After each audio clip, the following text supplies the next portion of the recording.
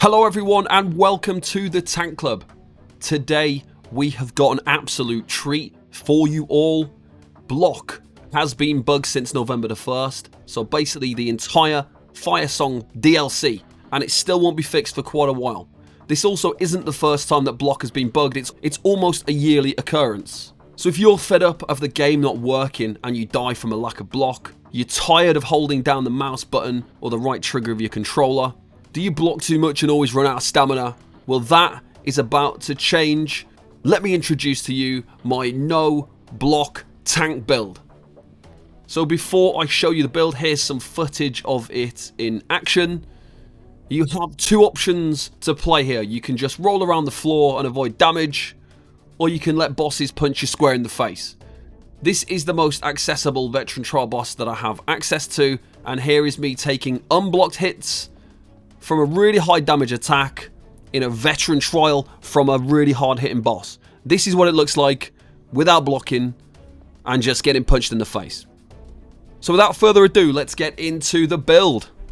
So first of all, the class. You've got two options. The one I really like is the Nightblade. This is both for sustain reasons and the fact they've got such huge damage reduction capabilities. So you've got the Nightblade is option number one. Option number two is the Warden because of Shimmering Shield. Basically, you take one of those two and we're going to build a really strong tank build. For the race, we go with a Nord purely for the rugged passive. We want as much resistances as we can get. We want to be at the resistance cap, and the extra max stats is nice as well. We're not going to be blocking, so we're going to be able to benefit from stamina recovery. So the best food to go for here is smoked bear. We want the max health, and we want the health recovery, the stamina recovery, the magicka recovery. So this is the best option for your food. On your potions, tri-stat potions are very good. Or you can go with the ultimate potions as well. But obviously, this is going to make it a bit more difficult to sustain your stamina.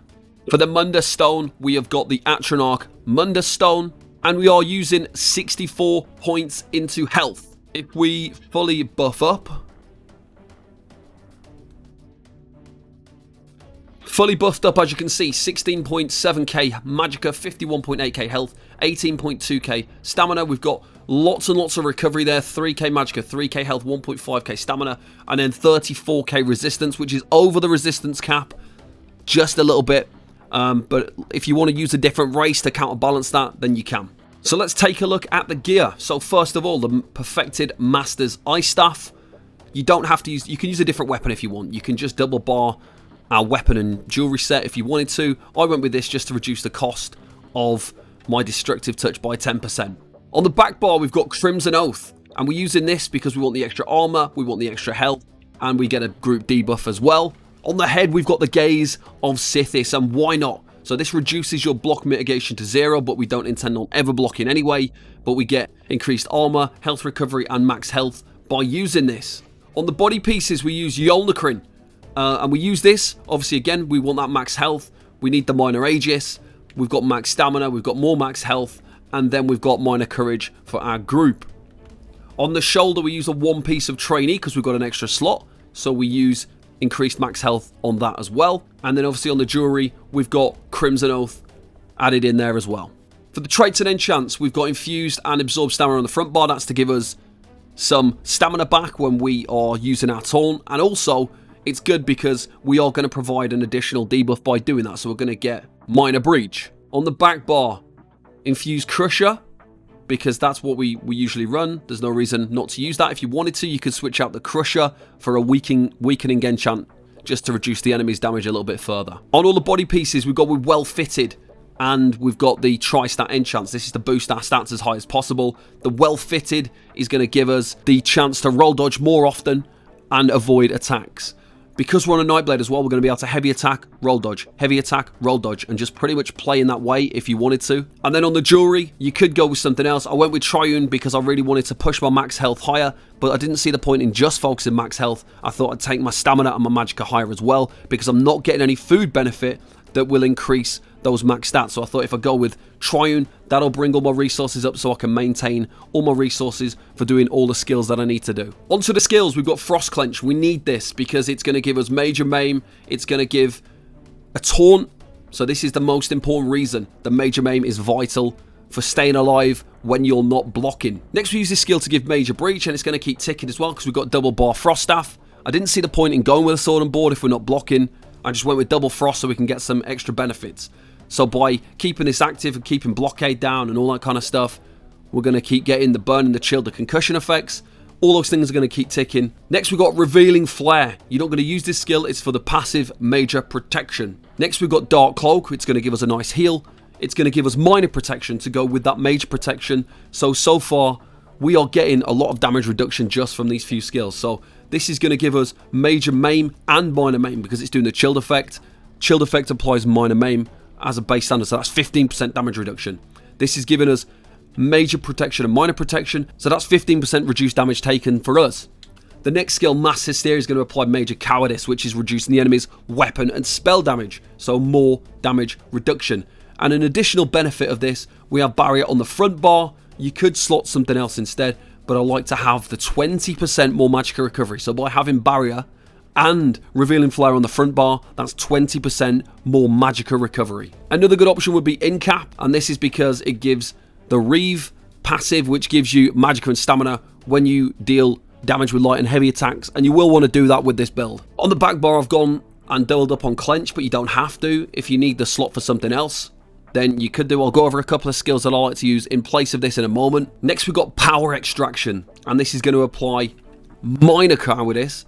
So you've got major and minor cowardice that are going to reduce the damage that the enemy is going to do to you. We've got blockade of frost, which is going to give us a damage shield, which is the main function why I'm using it. We want the damage shield for protecting us against projectiles, but also it's going to give us a nice group buff with that infused crusher. Next we've got mirage, and this is going to give us minor resolve, so we're really getting our high resistances because we've got this, and we're also going to get reduced dodge roll cost, so we have to reduce the dodge roll cost. Taking direct damage reduces the cost of your next roll dodge by 10%, up to a maximum of 100%. So when we take hits, we're going to be reducing our dodge roll to make it cheaper. Then we've got leeching strikes, really important. We're not going to be able to sustain roll dodging without this. Not constantly roll dodging and roll dodging, so you need to have this, because when you light and heavy attack an enemy, you are going to get resources back, you are going to get stamina back, even with a double bar frost staff. So we're going to do that, and we're going to get additional stamina as well when the ability ends. And then on the back bar, we've got aggressive horn, just to give us that max stamina, max magicka, and also the group buff with the major force. There's a couple of really important passives here. Executioner for the restoring resources. Refreshing shadows here for the increased recovery, very important. Shadow barrier, also important. This is how we get major resolve. Increased max health, dark vigor. We've got this active on the front bar because we are using mass hysteria on the front bar and dark cloak. So we've got increased max health on the front bar thanks to this. And then the increased duration of those skills. So we've got increased duration of mass hysteria, increased duration of dark cloak because of this skill. The catalyst passive is going to give us more ultimate when we drink potions. Really good, because then we can use either more barriers or more warhorns. Magicka flood's going to increase our max magicka. Increased healing done thanks to soul siphoner. And then the transfer passive gives us more ultimate again. Another really important skill here is deep thoughts. If you're in a high damage situation where you're not going to get knocked back, you could just go into deep thoughts. And the reason why this is so strong is thanks to this passive. So while you're casting or channeling a Sigicorda ability, you reduce your damage taken by 30%.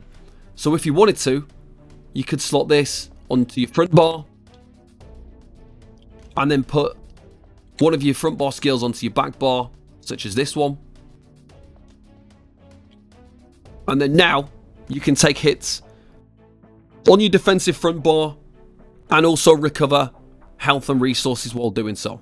For the champion points, I've gone with Duelist Rebuff, I've gone with Enduring Resolve, and we've also got Ironclad. You definitely want to make sure you've got Elemental Aegis, Preparation, and Hardy. The last one I went with was Last Stand. And that's because when you take damage below 20% health, you gain Major Heroism. This is probably going to happen quite often. We don't need the extra resistances from this. We don't really need the AoE damage reduction from this because we've got lots of AoE damage reduction already since we're a Nightblade.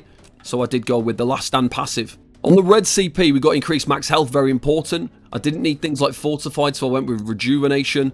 I've got the Expert Evasion, which is inactive for 30 seconds, but it's really helpful for our sustain if we're going to roll dodge a lot. We're going to be roll dodging to avoid attacks a lot of the time.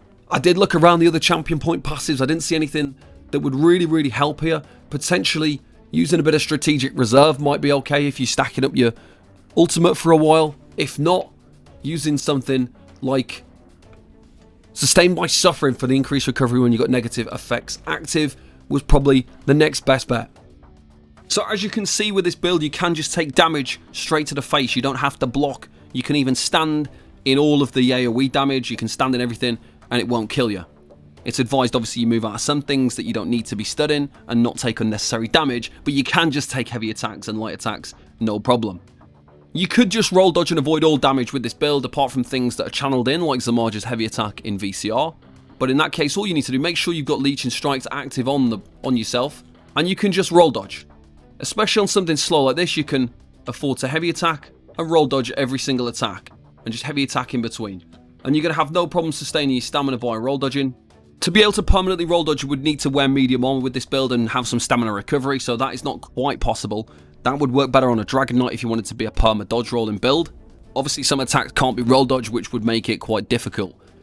With this build you can do 6 back-to-back roll dodges. If you were kind of light and heavy attacking in between, that would also reduce the penalty that you get from doing the roll dodges too often. Obviously if you roll dodge too quickly in between each one, it does give you that penalty and increase in cost. So you can do that with medium armor, not with this heavy armor setup, but if you do light and heavy attacks in between, with your leech and strikes active, you're going to be able to do more and avoid more attacks. If you wanted to back-to-back roll dodge, obviously you can only do it a couple of times. So that is everything, guys. This was my no block tank build. I hope this helps out anybody out there who's still tanking and still struggling along without being able to block. Give this little build a try. Hope you enjoy it. Thanks for watching, and I'll see you next time. Bye-bye for now.